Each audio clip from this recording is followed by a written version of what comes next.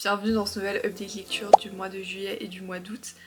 Aujourd'hui je vais vous présenter du coup toutes les lectures que j'ai lues en juillet et en août. En juillet j'ai lu 5 livres et en août j'ai lu 7 livres. Ce qui est quand même pas mal, donc voilà, on va commencer sans plus tarder parce que ça risque d'être un petit peu long. Le premier livre que j'ai lu en juillet c'est Not in Love de Ali Hazelwood. C'est le dernier livre qu'elle a sorti et j'avais plutôt hâte et plutôt peur aussi de cette lecture parce que c'est un livre qui est assez différent de ce qu'elle a écrit avant, c'est-à-dire que dans celui-là il y a beaucoup plus de scènes de smuts et elle l'a averti et du coup j'avais très peur sachant qu'il y avait genre des habits hyper négatifs dessus. On va suivre Rue, il me semble elle s'appelle comme ça, et Eli, et en fait ils vont se rencontrer via une application de rencontre et ils vont avoir un date. Et en fait le lendemain elle va arriver à son travail et elle va découvrir que Eli, donc son date du jour d'avant, d'ailleurs son date était un peu catastrophique, Eli en fait travaille dans la compagnie qui essaie de racheter la compagnie où travaille Rue. Il me semble que, je sais plus c'était quoi la compagnie, mais bref. Du coup voilà, c'était hyper fun parce que du coup il y avait un peu ce truc où en mode il pouvait pas vraiment se rapprocher, lui il avait des informations que elle devait pas être au courant, etc. Donc il y avait un peu un secret autour de leur travail, etc. Donc c'était assez marrant, mais ça m'a vite saoulée et en fait j'ai pas ressenti de connexion avec les personnages. Et puisque leur relation était essentiellement charnelle, j'ai pas réussi à m'attacher et j'ai juste trouvé ça bizarre et ouais, je me suis pas attachée au personnage. Et le livre m'a un peu mis dans un reading slump parce que il m'a pris genre 2 semaines à le lire je crois. J'ai pas trop aimé, il me semble que j'ai mis 2 étoiles ou 2,5 je sais plus, je crois 2 étoiles. En tout cas sur Goodreads c'est écrit 2 étoiles. Ensuite j'ai lu Then She Was Gone de Lisa Jewell. Ce livre était incroyable. Donc si vous voulez on va suivre Laurel, il me semble qu'elle s'appelle comme ça, qui il y a 10 ans de cela, sa fille a disparu et on ne sait pas si elle est morte, si elle est toujours en vie. Elle a disparu du jour au lendemain comme ça, donc c'était vraiment extrêmement étrange et depuis elle n'arrive pas vraiment à s'en remettre parce qu'elle a d'autres enfants, mais elle c'était vraiment genre, enfin voilà, c'était sa petite princesse et tout ça. Et un jour elle va rencontrer un homme parce qu'elle va décider de passer à autre chose et tout. Cet homme a une fille et cette fille ressemble à 2 gouttes d'eau à sa propre fille.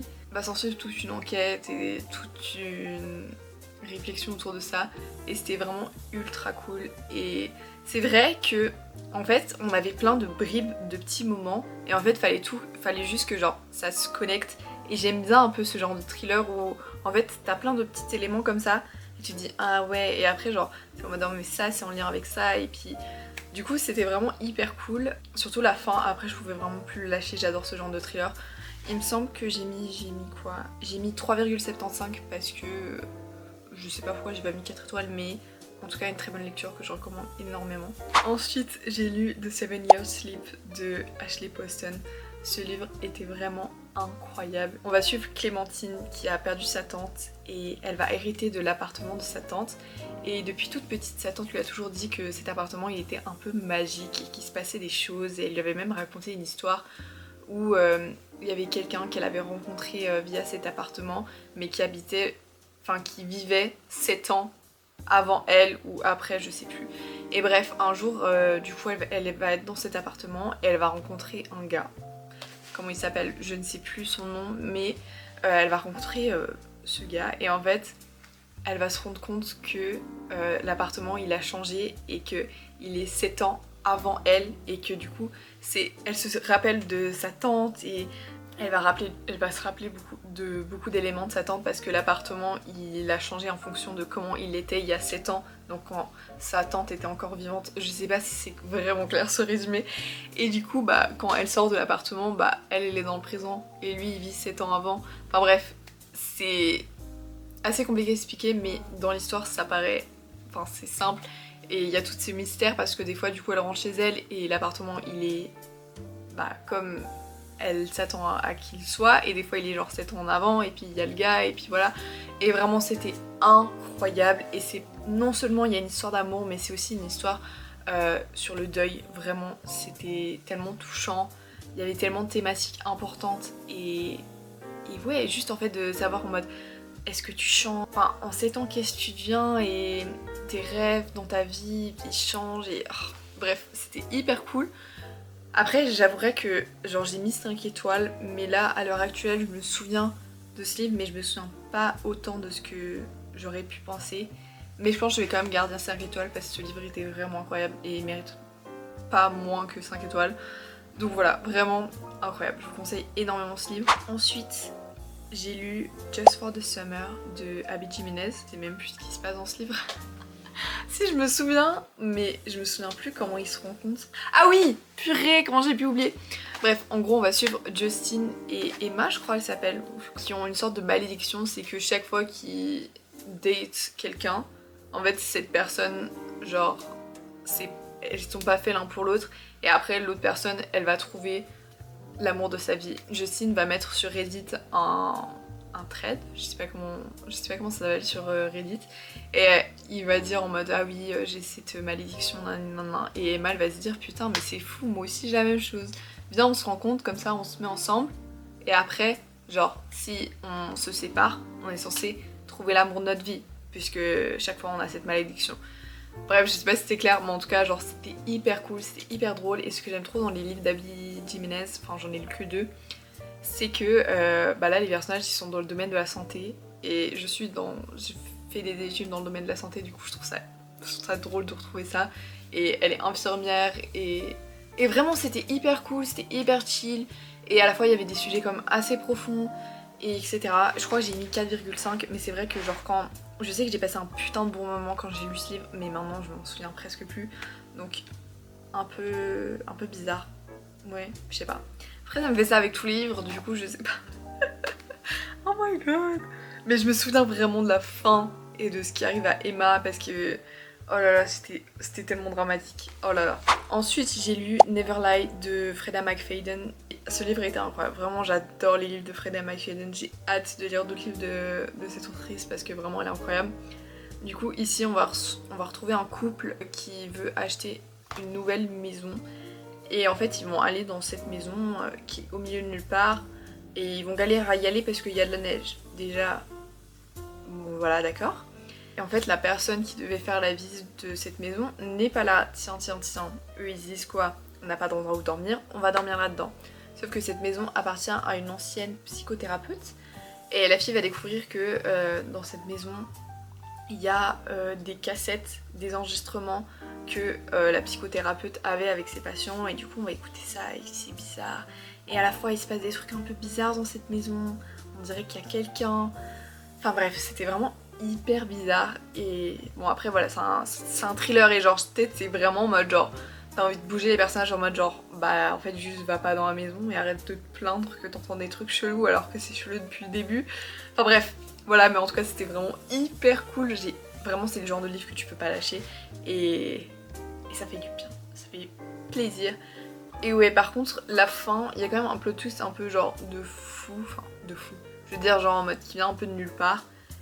Et en fait ce que j'aime pas trop dans les plots de Freda McFadden, c'est que j'ai l'impression que ces personnages ils changent beaucoup de caractère en fonction genre du plot twist qu'elle veut faire, et du coup je trouve ça hyper dommage parce que du coup ça manque énormément de cohérence, mais j'ai quand même été attrapée par l'histoire et tout. J'ai mis 3,5 étoiles, c'est un livre que je conseille énormément, il est traduit en français d'ailleurs. Donc vous n'avez pas d'excuses quoi. Ensuite j'ai lu Killer Instinct de Jennifer Lynn Barnes qui est le 2e tome de The Naturals. Donc dans The Naturals c'est en gros des jeunes qui ont des habilités qui leur permettent par exemple de lire facilement des gens, et en fait ils vont être appelés par le FBI pour créer une sorte d'équipe pour résoudre des meurtres, enfin des mystères. Et donc ce 2e tome était assez cool, honnêtement c'était assez cool, mais genre je crois que c'est un peu trop jeunesse pour moi parce que je sais pas, en fait déjà j'ai lu le tome 1 il y a hyper longtemps, il y a genre 1 an, et vous savez à quel point ma mémoire, genre je me souviens même plus des livres que j'ai lus genre le mois passé, donc genre le livre que j'ai lu à 1 an, genre enfin bref je me souvenais vite fait des trucs et tout, et du coup fallait que je me remette dans le bain en mode toi t'es qui, et au final ça a été. Et c'était bien, mais je me suis un peu ennuyée et j'ai pas trouvé ça genre dingue, et genre vraiment je comprends pas genre pourquoi les gens parlent autant de cette série, enfin genre si j'avais été plus jeune peut-être, mais là genre c'est sympa, ça se lit vite, c'est cool, mais voilà, sans plus. il me semble que j'ai mis ouais 3,5. Ensuite j'ai lu Un bref instant de splendeur de Ocean Vuong, je pense que ça se dit comme ça. C'est un livre, en fait déjà je sais pas pourquoi mais je l'ai acheté en français et parce que je savais que l'auteur il était vietnamien et du coup je pensais que c'était écrit en vietnamien de base mais en fait c'est écrit en anglais. Du coup bref, genre en anglais c'est On Earth We're Briefly Georges, un truc comme ça, je sais pas. Bref, ce livre, je ne l'ai pas noté, ça fait hyper longtemps que je l'ai pas noté. Je crois que j'ai jamais ne pas noté un livre sur Goodreads parce que, genre vraiment, je ne savais pas quoi dire. En gros, si vous voulez, on va sur un garçon qui va écrire à sa mère une lettre qu'elle ne pourra jamais lire parce qu'elle ne sait pas lire. Donc déjà, ça c'est un peu déchirant. Et en fait, tout le long, il va raconter un peu des bribes de sa vie, etc. Et en fait, justement, ce que j'ai absolument pas aimé dans ce livre, c'était que j'étais perdue dans la chronologie parce que des fois il racontait des anecdotes quand il était petit, ensuite il était grand, ensuite il était petit, ensuite il était grand et genre ça m'a vraiment perdue. Après il y a vraiment genre toute une partie qui m'a énormément touchée, genre sur la découverte de son homosexualité et de sa relation avec ce garçon que j'ai trouvé vraiment hyper touchante et très bien, mais honnêtement je sais pas, ça l'a pas fait. Je sais pas pourquoi mais vraiment ça m'a pas touchée autant que je pense que ça l'a aurait pu l'être. Du coup peut-être que je donnerai une deuxième chance à ce livre. Du coup voilà, c'est pour ça que je l'ai pas noté parce que j'ai l'impression que si je mettais une note, j'allais pas le noter à sa juste valeur. Ensuite j'ai lu Manuela Parks de Jessa Hastings. Oh là là, ce livre était incroyable. J'ai fait un reading vlog, enfin du début de ma lecture quand Lily était chez moi, c'était incroyable. Donc si vous voulez, ici on va sur Manuela Parks. Et c'est globalement une sorte de Gossip Girl, mais à Londres. Ah, je ne sais même pas comment résumer ce livre, mais si vous voulez, globalement c'est une relation hyper toxique qu'elle a avec BJ, un peu son amour d'enfance. Et j'aime beaucoup ces livres parce que c'est vendu comme une relation toxique. Tu sais que c'est toxique, il y a des phrases qui te disent ah oui c'est toxique et genre les personnages le savent. Et c'est ça que j'aime, que c'est pas romantisé et que c'est vraiment... En fait c'est vrai et il y a un truc dans l'écriture où l'écriture n'est pas dinguissime, genre, mais il y a un truc où genre t'es tellement attaché au personnage et bref c'était dingue, ça m'a même fait pleurer, ça fait super longtemps que j'ai pas pleuré devant un livre. Donc franchement, je vous conseille de fou, après je comprends les gens qui aiment pas, mais c'était incroyable, du coup j'ai mis 5 étoiles, c'était waouh, j'ai trop aimé. Faut être dans le mood, il faut genre... être conditionnée et oh là là, je sens que cette saga va me détruire le cœur, mais bon.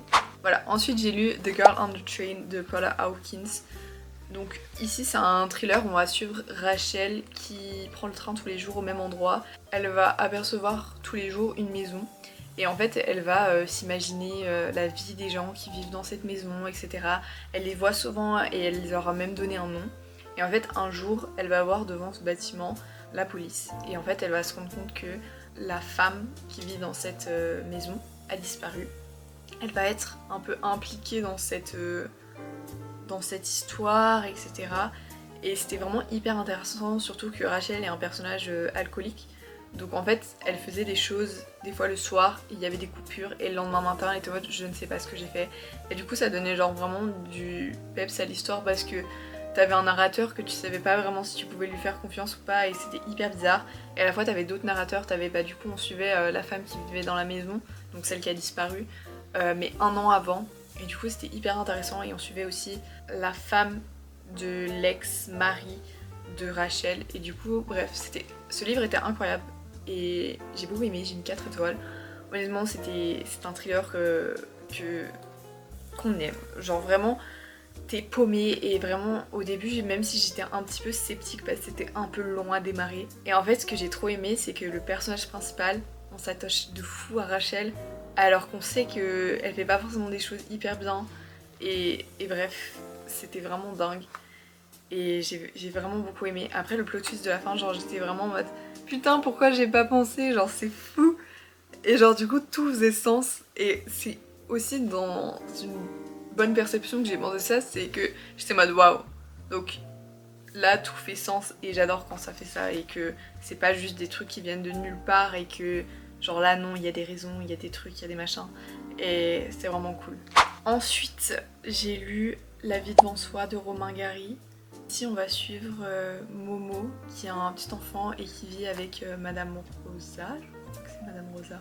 Bref, et en gros c'est un enfant d'une prostituée et il vit avec plusieurs autres enfants de prostituées. Et en fait c'est une histoire hyper touchante parce que du coup lui c'est vraiment juste lui qui prend soin de Madame Rosa. Et en fait le fait que ce soit décrit d'un point de vue d'un enfant, c'était assez innocent et à la fois il a une maturité qui est assez drôle et enfin bref, c'était vraiment hyper bien. J'ai trop aimé, je crois que j'ai mis 4,5 et ça m'a vraiment touchée. J'ai adoré cette lecture et je suis vraiment tellement contente d'avoir lu ce livre parce que vraiment c'est un classique, je pense qu'il faut lire et ça se lit vraiment tout seul, il est court et tout, c'est incroyable. Oui, et aussi j'ai envie de le relire un peu pour avoir plus de détails sur l'histoire et tout et genre comprendre d'autres trucs. Et le dernier livre que j'ai à présenter c'est Yellow Face de R.F. Kuang. Donc ici on va suivre June qui est une autrice et qui est amie avec une autre autrice qui est Athena. Athena a connu un grand succès via ses nombreuses publications. À une soirée de publication, elles vont se retrouver les deux chez Athena et elles vont boire, etc. Elles vont s'amuser et tout. Athena va s'étouffer et mourir. Et en fait, June va prendre un des manuscrits de Athena, le réécrire un peu à la sauce et le faire publier. Et donc c'est toute cette histoire de publication, de plagiat, de appropriation de culture, du monde de l'édition et c'était vraiment une lecture hyper spéciale mais que j'ai énormément aimé parce que ça montrait un peu l'autre côté des livres en fait parce que nous en tant que lecteurs on pense pas à tout ce qu'il y a derrière la publication, le marketing derrière et vraiment la fin était incroyable. Et je pense que je repenserai à ce livre et rien que pour avoir genre un regard objectif sur ce que je lis, etc. Et je comprends que les gens ils aiment pas trop ce livre. Il y avait 2-3 longueurs et en fait c'était hyper spécial d'être dans le point de vue de June parce que June on avait l'impression qu'elle essayait de se justifier en fait parce que via de ce qu'elle avait fait et du coup c'est ça qui m'a un peu énervée mais c'est ça que j'ai trouvé assez grandiose aussi parce que du coup il y avait un peu la dualité genre entre les fans qui se plaignaient, elle qui se justifiait et du coup il y avait toujours un peu deux points de vue et du coup genre je trouve ça hyper important la nuance dans ce genre de combat et de comprendre en fait les deux points de vue. Et en tout cas c'était vraiment incroyable, ça traite de sujets hyper importants je trouve. Donc voilà. J'ai également lu 7 Days in June de Tia Williams qui est un livre assez spécial parce que ensuite on va suivre une femme qui est aussi une autrice d'ailleurs. J'adore lire des livres où les gens sont des auteurs, je trouve ça trop drôle. Elle a eu un amour de jeunesse avec un autre auteur qui est assez connu et en fait ils vont se retrouver genre je crois il me semble 10 ans après et du coup on va avoir des flashbacks et on va avoir leur vie maintenant et ce livre était vraiment hyper drôle et il était hyper bien parce que en fait les deux personnages ils étaient de couleur et du coup ça dénonçait aussi un peu genre la place des auteurs noirs dans la littérature et du coup j'ai trouvé ça hyper intéressant et genre c'est des trucs que genre j'aurais pas pensé et en fait avec le recul j'ai trouvé un peu les flashbacks très bizarres parce qu'en fait juste globalement ils se droguaient, ils étaient pas bien et il y avait pas mal de trigger warning dans ce livre genre notamment genre la mutilation et c'était assez spécial et à la fois genre il y avait un truc où c'était hyper léger genre dans l'écriture et c'est ça que j'aime, c'était genre à la fois lourd et léger et drôle et bref en tout cas c'est un livre que je vous conseille énormément parce que c'était incroyable,